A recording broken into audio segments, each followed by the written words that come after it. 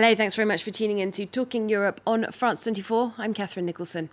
Now, it's been a turbulent week in Europe with new coronavirus lockdowns and restrictions, as well as continuing mass protests in Poland over abortion rights.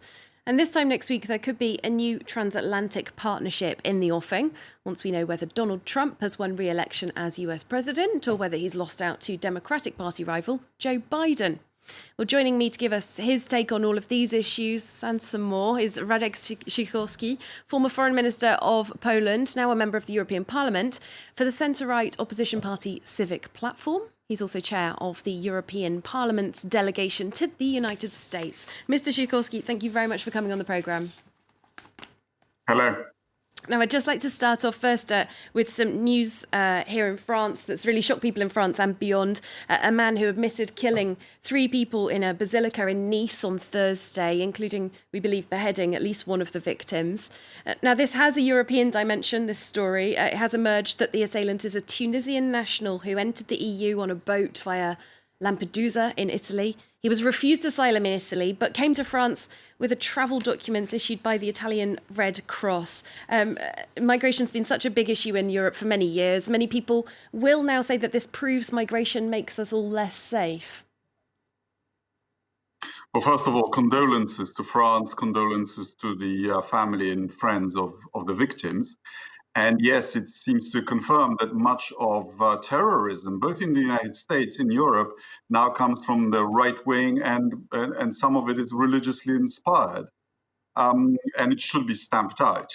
We also should control our perimeter, the border of the Schengen zone, which is why Frontex is being upgraded, and which is why I also support European defense worthy of its name, so that we should be able to take control of ports that serve these people smugglers, for example, in Libya. Mm-hmm. Yes, we have the right to control who comes here. And should this be a moment then for the European Union to make it tougher for people to claim asylum in the European Union? Nationalists lie to us that this is something that can be resolved on the national level. But if we want to preserve the freedom of travel inside the Schengen zone, then of course the solution has to be European. And yes, we need to take it more seriously than hitherto. OK, a word as well about some news that's been very much headline news in your country, Poland, for many days. Mass protests continuing in Poland over a new ruling that abortions be made illegal, even in cases of fetal abnormalities, essentially demanding that women carry fetuses which will not survive after birth.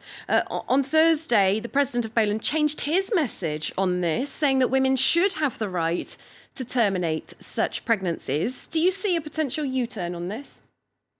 It would be helpful, because protests in the middle of a pandemic is the cry of anger, and but they don't help fighting the pandemic. The president first packed the court, the Constitutional Tribunal, and encouraged the ruling party to tighten what was already one of the toughest abortion laws in Europe. This ruling makes it tougher than Iran, actually. And Polish women are understandably angry because it forces women into heroism, and the law should not do that. So yes, I hope the ruling party, instead of arresting the leaders of the protests, which is what they are saying, take a step back.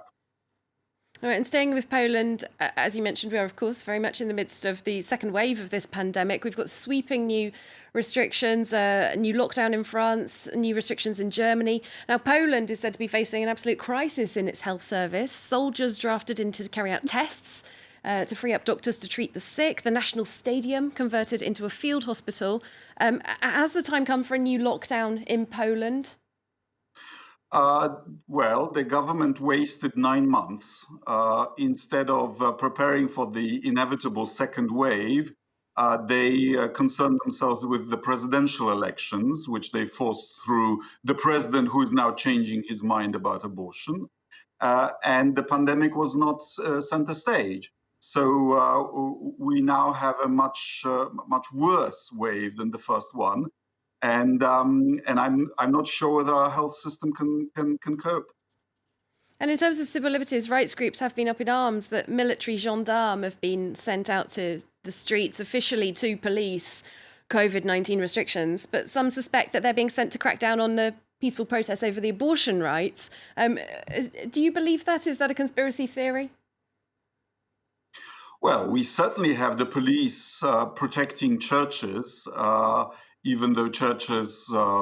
I mean, there were protests in front of churches. There were only minor incidents, and yes, to have thrown this abortion issue into the middle of pandemic, which is what the leader of the ruling party has done, is a crime against social peace and against the health of millions of Poles.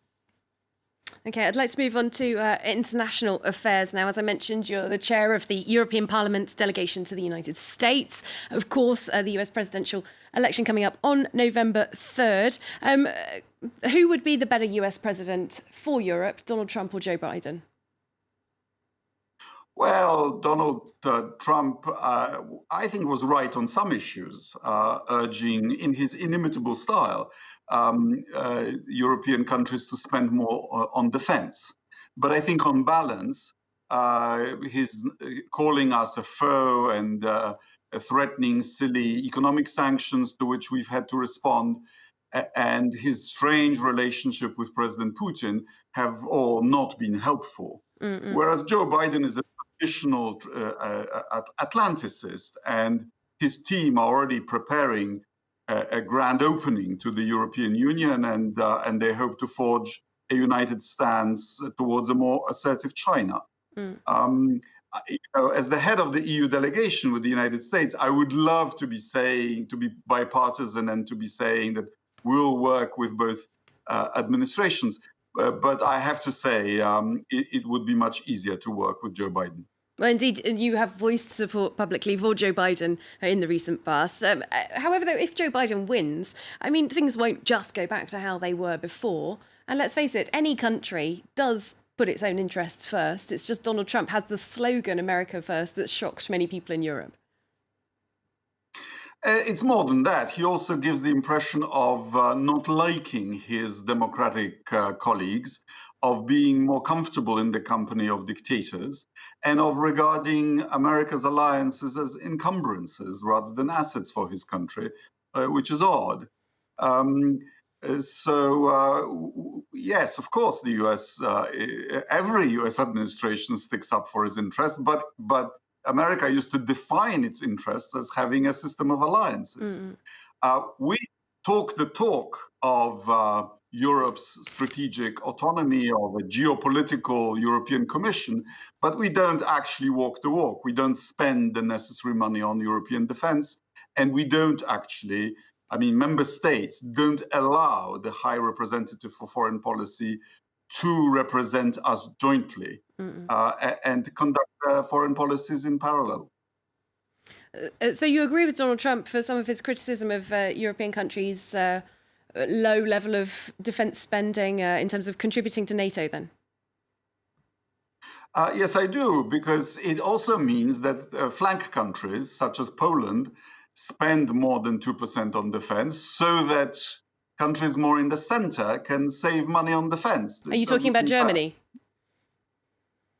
Yes, and some others. Poland is Western Europe's tank mine.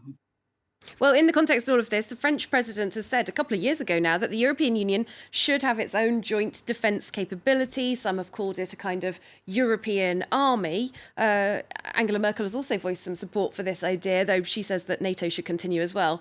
Do you agree? What's the future for European defence?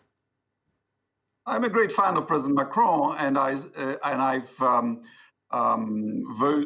proposed a report on European defence, which doesn't envisage a European army that would be the unification of national armies, but it envisages creating a brigade made up not of battalions from member states, but from volunteers from member states, trained perhaps by the French Foreign Legion, financed from the EU budget and answerable to the EU Foreign Affairs Council. All right, we've just got a little bit of time left to talk about Brexit. You are one of 4 members of the European Parliament who set up a EU-UK friendship group with the aim of, I quote, maintaining strong links between citizens from the EU and the UK. Now, one issue where there's been an impasse in those ongoing negotiations has been EU states' access to British fishing waters. Now, the French government has been particularly hardline on this. Has President Macron been too hardline? Should he give way a little on this fishing issue? I don't know the details, but what I know is that the British quota was then sold to European companies. So the impression in Britain might be that that Britain had less of it than in fact it did. If that's the only issue, then I hope we resolve it, because the relationship is much bigger than just fish. But if we don't, we can live with that too, and then perhaps the fantasies of the nationalists will come true, and the experiment is tested fully. So you believe that the EU can live with no deal Brexit? Some in the UK say that's just bravado. Well, so can Britain, but creating 50,000 new customs officers doesn't sound to me like reducing red tape. So I hope we have a deal. I hope we then have a mature relationship with Britain. But it takes concessions, I think, mainly, unfortunately, on the British side for the deal to happen. All right, we'll have to wait and see. Deadline's coming up very soon. Thank you so much for now, Radoslaw Sikorski, speaking to us there from Poland. Thank you. Thanks to you for watching as well. Hope to see you soon for more Talking Europe.